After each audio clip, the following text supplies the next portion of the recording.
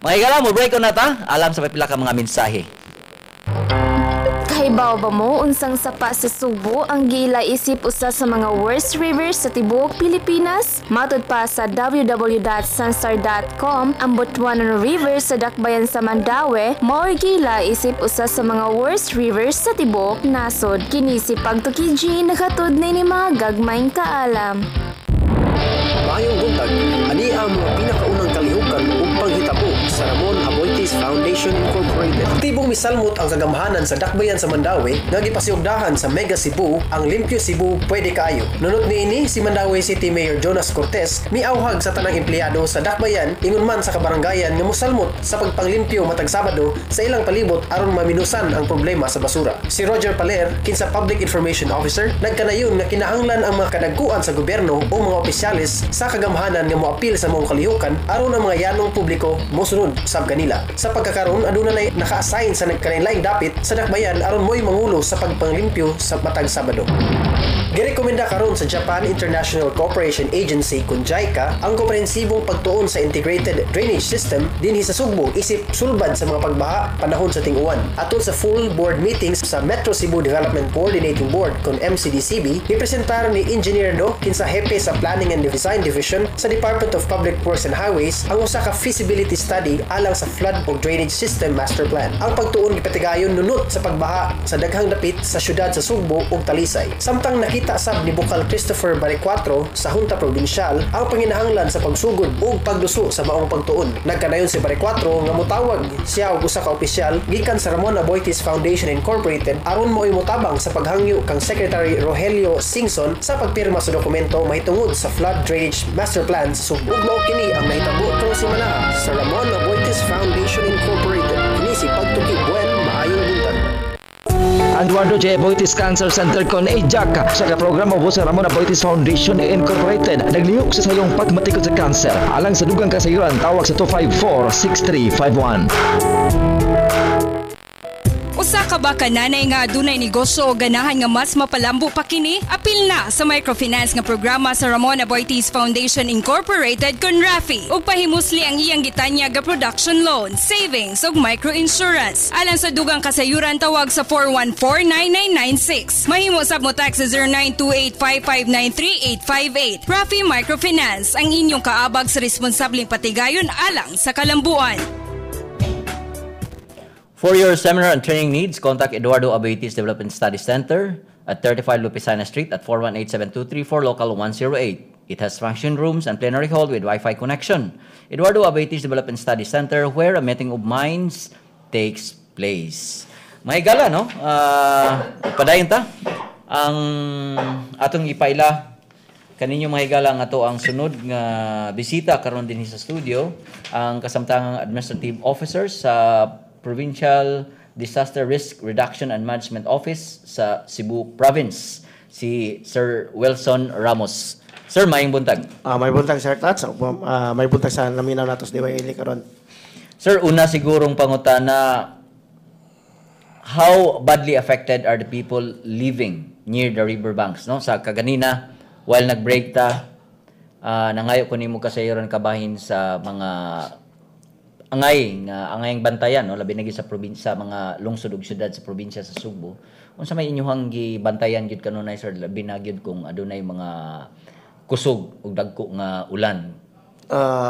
Gibantayan gyud mo kasagaran naman kun mga infoboard namo sa petrolyo na we have gisimig hatag advisory sa kalungsuran with regards sa kanang thunderstorm advisory, rainfall advisory.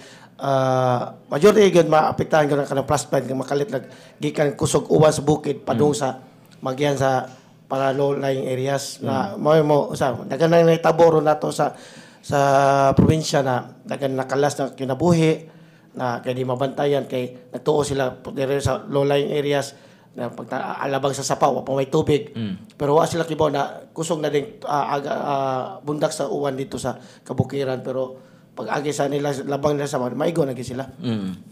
So mo ni ang inyong gibantayan gyud kanunay, sir, no, labi na gyud karong panahona. Yes, nga kining mga dagkong ulan. Now, when it comes to, mubali naman, matod pa ni Konsehal Dave Tumulak danina nga karong umaabot na sad. kini mas grabe-grabe ni no kay it will take mga how many months kining gitawag nato og El Nino. Sir, kung kana poy atong pangandaman unsa man sad ang nakita karon, unsa man sa inyong gibantayan sa Cebu Provincial Government? With regards sa El Nino, mao nagdeklara naman ang probinsya og state of calamity since katong June. In effect pa na hangtod karon bisag nagtingo pa nagtuo sila na sigig uwan pa ron. Nanay measures ang gibuhat sa probinsya like namalit na mga water tanks para ipapundo tubig. That's why na usa sa proyekto sa probinsya ron is kanang giingon nilang water basin, impounding water basin. Water impounding. Water impounding basin ba. Dire nang gituyo namo ni sa mga pilot areas na dire sa south o dire sa norte na magtukod tayo ginagmay ra man ning at least makapundo nig tubig for the meantime karon na sige patag-uwan kay kasagarang tubig na gikan sa bukid lahos-lahos naman sa dagat. Sir, sa mga nangaging mga panghitabo no ang probinsya naka-experience na naman gyud og kaning mga flooding and kanang landslides. Yes. No? Unsa may mga area, sir, nga nakita gyud ninyo nga mas grabe ang mga landslides o flooding, no? Base sa mga nangaging mga experience na to. Na di sa south, north, or mid, asa man siya napita sa probinsya sa Subo? There is probinsya sa Sugbo. Ang kaning mga landslide prone area labi na diri sa Toledo, Balamban, Naga area kanang bukid-bukid o kaning diri sa Manipis, Talisay. Ang mga landslide prone areas kay tungo sa may tanaw na nato ang quality sa yuta na pasabunda kusog ang uwan, sige uwan, muhumog ginang kay humukon gyud na siya ang yuta diha. Unya ang yahapong bukid tagas pug kaayo, no? Tagas kay bukid usay na makita naman nato ron na murag upaw-upaw na kabukiran nato sa kalungsuran kay tungod ning pamutol, gihimo-himoong kahoy, himoong uling, murag di masabtan kay ang toyo sa uban panginabuhi lagi kuno. That's why na ang proyekto ron sa probinsya na tree planting. I hope so kaning sige tree planting sustainable na ang katong nagpuyo diya ilatang atimanon sad na katong gipang tree planting nga nato with cooperation sa Rapid, di ba? Sige matag tree planting, coastal clean up anang mapagya. Base sa atong experience, naay mga lugar no sa probinsya sa Subo nga matud pa nimo kaganay na Sir Wilson nga wa sila magdahom nga mahitabo na no sa ilahang area. Yes. For how many years? Now, unsa man kaandam ang PDRRMC diha sa pagresponde labi ni gud sa mga area nga dali rang bahaan unya og kining epekto sa pag-uwan-uwan. With regards sa pagpangandam sa PDRRM mo sa katong isulti ni Consel Dave ganin na di gyud maakot na sa probinsya. Okay. That's why na ang kaning PDRRM mo is ang role gyud sa probinsya is augmentation ra. Okay. Ang magsugod yung pagpangandam pag mga responders na sa katong kadayang LGU nasa atong mga barangay, atong mga munisipyo, mga component cities. That's why na ang amo lang gibuhat ron sa PDRRM is we CIMIC train, CIMIC conduct og mga seminars, orientation sa kalungsuran. That's why na so inyong gi-capacitate ang mga lungsod. Ang capacity ng mga lungsod munisipyo. Ang atong mga local disaster risk Yes. management office pod. Almost hapit na mi sa pila ka LGUs na mong sa murag upat na lang siguro ang wapan na mo sa continue sa kanang DRRCCA orientation, basic training ug emergency response training. That's why na daghan natang na unsa dito sa kalungsuran na sila una yung mo respond with regards aning mga kalamidad dito sa mahitabo sa ila. So pinaagi ani sir nga pagpa-capacitate na to nila makaingon na nga sila andam na bagyod kayo sila sa pagresponde or kung ikaw mo assess no sa mga LGUs unsa may imong assessment sa pagkakaroon in terms of preparedness? With regards to preparedness, andam na sila. Pero di ko ka sulti 100% sure. Kay in fact, di man gid na mahimo na ang katawan mo salig lang permi sa gobyerno. Dapat magtinabangay.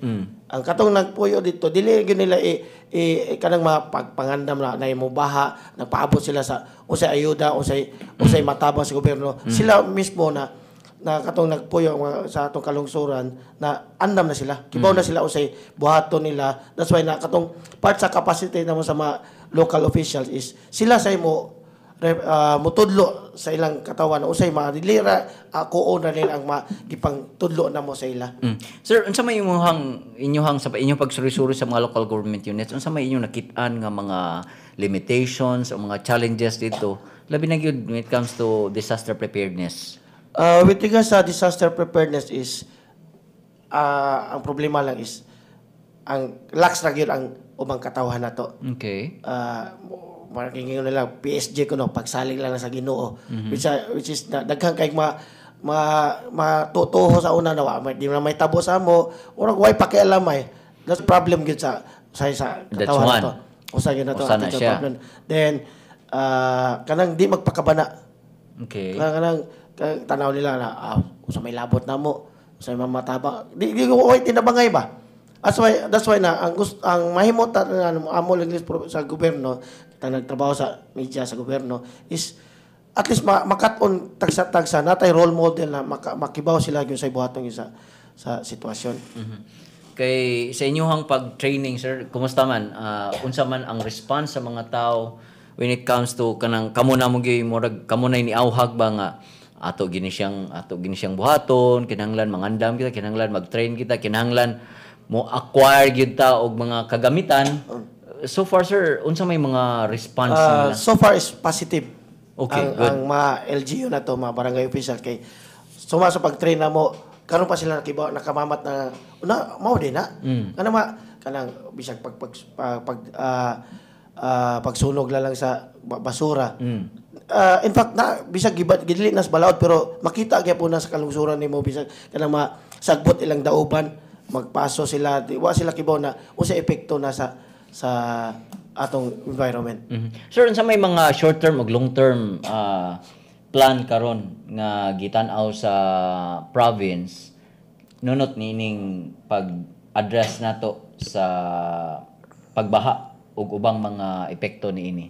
Sa mga short term, sana na mga trainings. Kana mga trainings niyo ongoing na niyo trainings at least na yung mga ibalik-balik na mo ang pagpanghamon sa mga katawhan o sa mga local officials usay buhaton in terms of disaster. So mga long term or medium term siguro na tumataw kaning gingon na among project na impounding water basin ba. Okay. Mao na part na nasa that's almost 500,000 siguro pagtukod na sa highland area at least makapundo nagtubig ang katong mapundo magamit pa kung in time sa El Nino o matawag magamit pa sa katawhan then dili gyud mo apektahon ang katong low-lying areas. So usas mga dagkong mga infrastructures nga inyong nakit-an nga angay i-set up, i-install sa usa ka lugar para malikayan ang dako kayong mga panghitabo related to disaster preparedness. Mga dagkong mga proyekto. Ang probinsya. Na yung mga usag ipambuhat sa probinsya with regards kanang kung sa flooding kanang repropping sa kilid sa sapa. Okay. That's only makatabang na in terms sa kung nagdagkog yung flooding. With regards sa uban sa mga proyekto na magtinabangay lang sa LGU kay di gyud maakot tanan sa probinsya. So ang inyo karong murabag when it comes to investment on disaster preparedness, focus na gyud mo on capacity building. Yes, capacity building yun. All right. That's why na usa sa programa nga usa na mo kaning pagpatukod og pagbuhat og contingency plan. Although na yung mga LGU na contingency plan, at least part man sa contingency plan kana si LUP ka sa Comprehensive News Program o ubang pang which is makatinabangay ang mga LGUs. So naghatag sad og technical assistance ang probinsya ni ana ngadto sa Kalungsuran. Yes.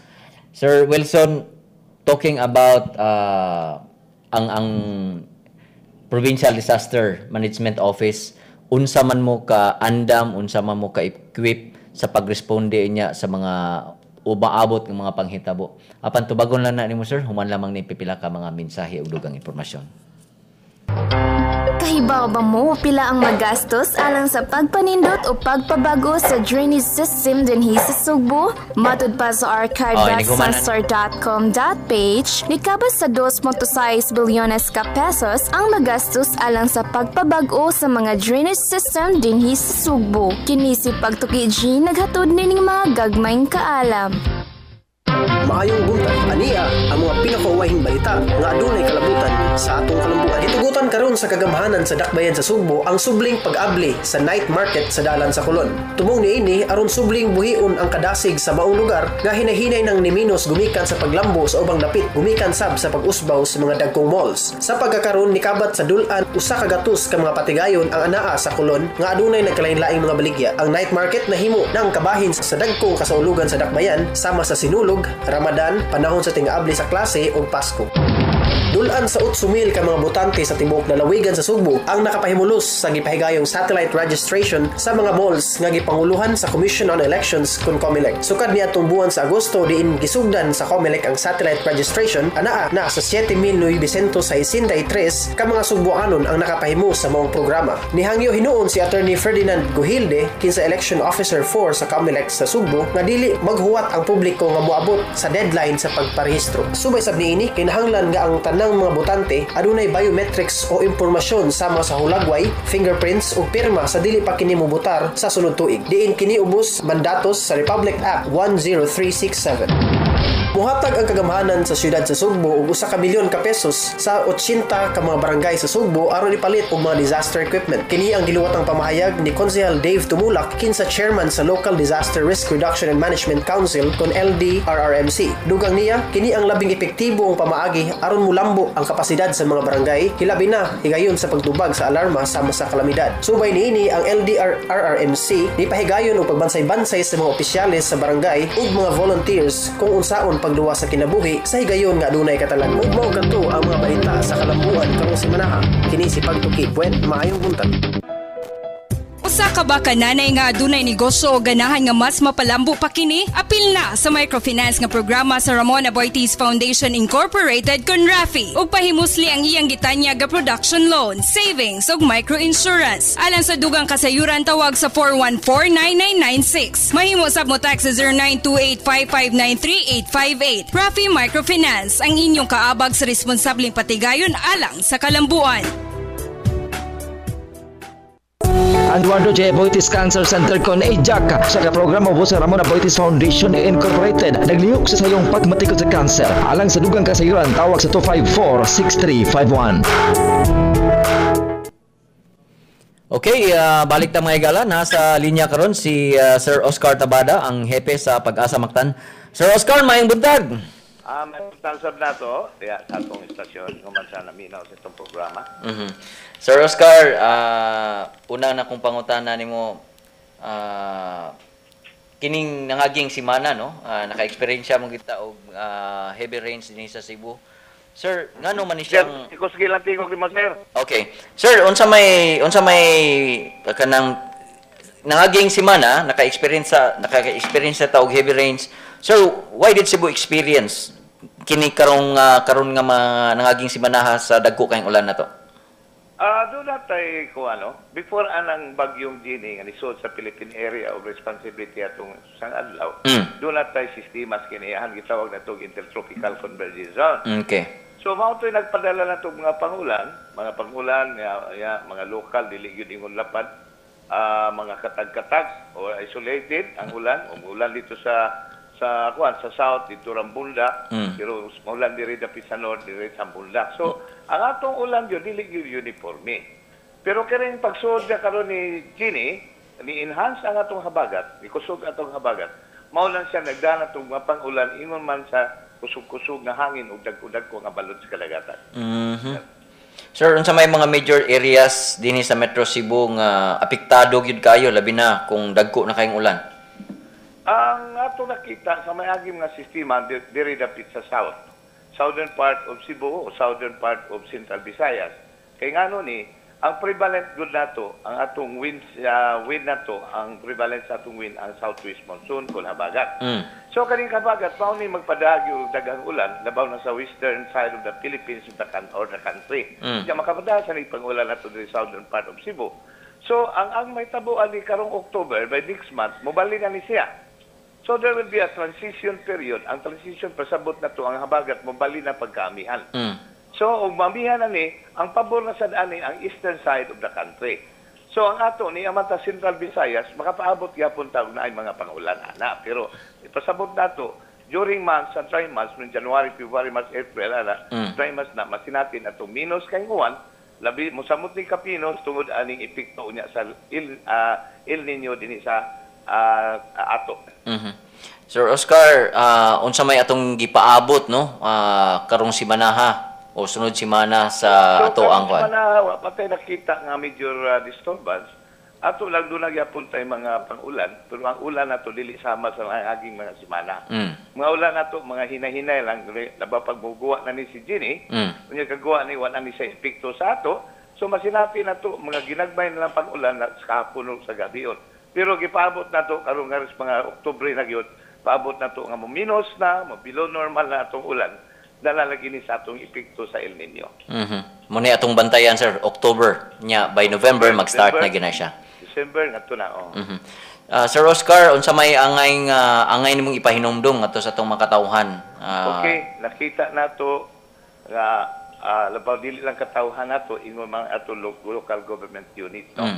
So we have experience katong sa tong adlaw nga nagbaha diha sa Guadalupe, gabaha diha sa Kinasangan, sa Inyawan, din dunay naanod nga mga balay. So makita na to sa hinungdan. Ang hinungdan ana kusog nga ulan ug tungod sa kadaghang basura, wan ay agianan ang atong tubig. So may tabuan na kay paabot na tong El Nino in dry months, uminos atong ulan, siguro anha na ta mulihok ingon man ang atong gobyerno, atong local government units, ingon man sa atong katawhan, na kinahanglan limpyuhan na natong atong mga creeks, rivers kay in kaso nya guman sa El Nino mopaabot na to sa mga pang-uwan kusog kayo, dili na siya makadaog awas sa atong mga sapa. Kay nalimpyuhan naman o nakautan na siya para mulam-mulam na atong sapa o mga creeks. Muna nga karong panahon na gipaabot nato nga karing mga Nobyembre, Disyembre, Enero, Pebrero, Marso, Abril, epekto sa El Nino grabe kayo. So ang atong hangyo sa itong magkaigsunan, nga doon na patay uwan ato ni hipuson. Ato ni hipuson na itong uwan para panagana, unya sa puhod, nga uwan atay init minus ang uwan ato, doon na tayo magamit ng mga tubig. Sir. So, sa imong ipasabot, Sir Oscar, nga kinahanglan karong panahon na, doon na tayo mga measures no, sa pagkolekta na to sa ulan in preparation no, sa umaabot nga huwaw. Oh yes, karon panahon na, doon na tayo uwan, sayang na kayo, mudagan na napaluhong dito sa dagat.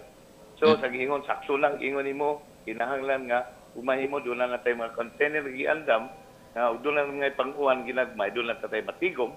Kaya bago ko, siguro dyan ko nga pila ka buwan mo abot, muminos na ang atong tubig, agas sa atong tubig, tinitong gamit sa bot, a domestic water supply. So, we have experienced that during the months of February, March, April this year. How much more nga karing El Nino nato nga gikan sa week atong mga buwan na mo strong na ni siya. So ang epekto kakulang sa tubig ato mas grabe pa ato na sinati atong miagi pila ka buwan. Sir Oscar, balikon nako karong sunod nga semana wala tay kaangay kabalakan. Wala pa tay kaangay kabalakan. Pero ang atong forecast nato sa mga bagyo, ang atong bagyo ron tuiga sukotobrong adlaw, doon na lang tayo na po. Pero ang atong yung bagyo, ang atong normal is 20 kada tuig.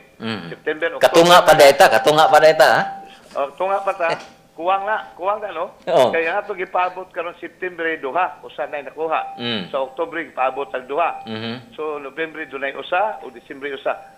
Ang atong ipaabot nga mosuod sa Philippine Area of Responsibility doon na pa'y upat, pero kulang gyapon na. Nakansi gyapon tag-unom. Kaya nga no, epekto na sa El Nino, maong nagminus sa itong bagyo. So, ang ato sa ipasabot kag siuna na to, kaya October, November, December, ang agianan ani sa bagyo, dinhi sa Central Visayas. So, sa panahon na doon El Nino, based on our historical data, doon El Nino, ang bagyong malibilog o mapurma na is very destructive. Usog kayong hangin. So, ang ato lang, managana lang ta, October, November, December, ato man na. So malagana ta from time to time mo kanta sa itong mga news o sa mga balita o development nga ris pag-asa ug doon na bagyo na develop nga bagyo ani mga buwana kay mga buwana ug doon na develop delikado kayo kay moagi man sa ato. Sir. Sir Oscar, daghang kay salamat ha sa imong mga kasayuran nga imong gipaambit na mo karong buntaga. Yes sir. Ako ang dako sa dili ko sa pag-asa Mactan. Ang akong position karon Regional Director sa Visayas, yun whole Visayas. Oh, ni dako na gyud imong responsibilidad di ay ha. Ato nga hipi si Kidlat.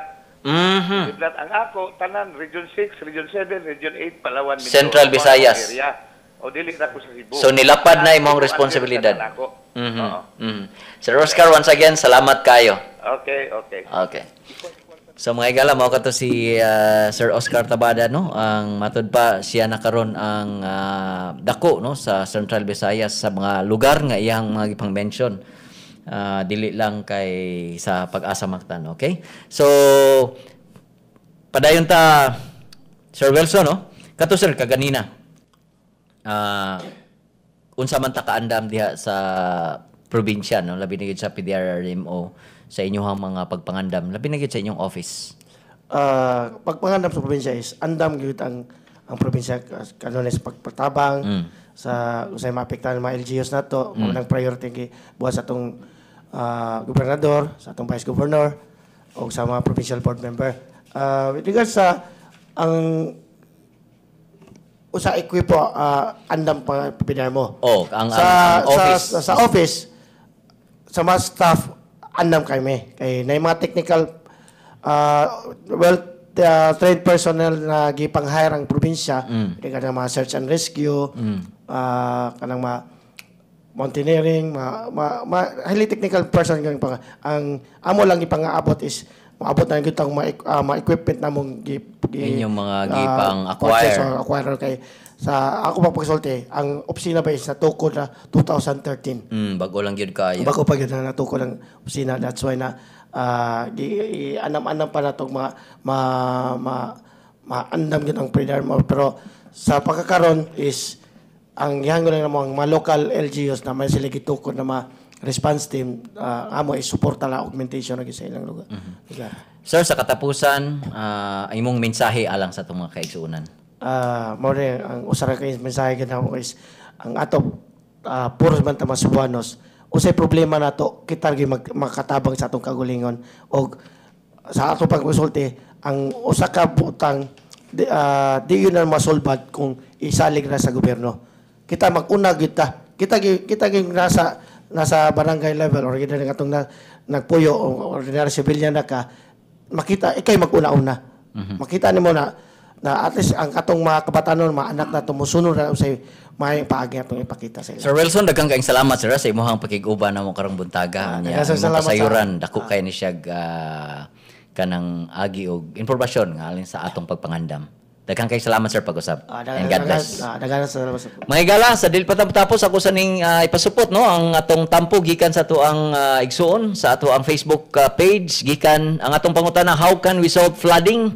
Matod pa ni Alimar Abrio, makatabang kita sa pagsulbad sa pagbaha. Pinaagi sa bisag unsang yanong pamaagi sama sa dili pagpataka og labay sa mga basura, magagmay man o madagko. Kung adunay makit-an nga maglabay atong katungod nga mobadlong kanila sangay nga buhaton. Bisag unsa ka yanong pagkatao pero makatabang kita sa pagsulbad sa pagbaha. Dili lang ta muhuwat nga ang mga kadagkuan sa gobyerno o mga private sectors ang mupasiuna og lakang kita mismo angay sab nga manggilabot og sugdan ang pagpakabana sa atong palibot aron makasinati na kita og hapsay nga kalikupan. Mga igala, wala na gyud kitay panahon og dinhi matapos atong tulumanon sa ngalan na lang sa akong kaubanan sa buhat og kang Miss Jane Familiar ato ang manager ato kang Sir Chris nga naa sa technical og kang Ma'am Domicho atong Chief Operating Officer sa foundation. Moingon lang ko hangtod sa sunod semana sa samang takna adlaw istasyon. Maayong buntag mga Bisaya. Ibaw ba mo nga adunay mga lugar sa habagatang bahin sa Sugbo ang nakasinati sa labing kusog nga pagbaha niadtong bagyong Sanyang? Matud pa sa Cebu Daily News.inquirer.net, 15 ka mga tao ang nakabsan sa kinabuhi sa lungsod sa Ronda human nibanlas ang labing kusog nga pagbaha. Samtang nangaguba ang kalsada og taytayan sa Sibunga ug Alcantara human gibandas kini sa makusog nga dagayday sa tubig. Kini si Pagtuki G naghatod na ni mga gagmayng kaalam. Ang Eduardo J. Boitis Cancer Center kon Jack sa programa po sa Ramon Boitis Foundation Incorporated naglihok sa sayong pagmatikot sa cancer. Alang sa dugang kasayuran tawag sa 254-6351. Usa ka ba kananay nga adunay negosyo o ganahan nga mas mapalambo pa kini? Apil na sa microfinance nga programa sa Ramon Boitis Foundation Incorporated kon Rafi ug pahimusli ang iyang gitanya nga production loan, savings ug microinsurance. Alang sa dugang kasayuran tawag sa 414-9996. Mahimo sab mo tax sa 0928-5593858. Rafi Microfinance ang inyong kaabag sa responsableng patigayon alang sa kalambuan. Og din madapos kining tulumanong pagtuki usa ka tulumanon sa kahanginan sa Ramon Boitis Foundation Incorporated hangtod sa sunod higayon. Daghang salamat sa inyong pagpaminaw. Pagtuki.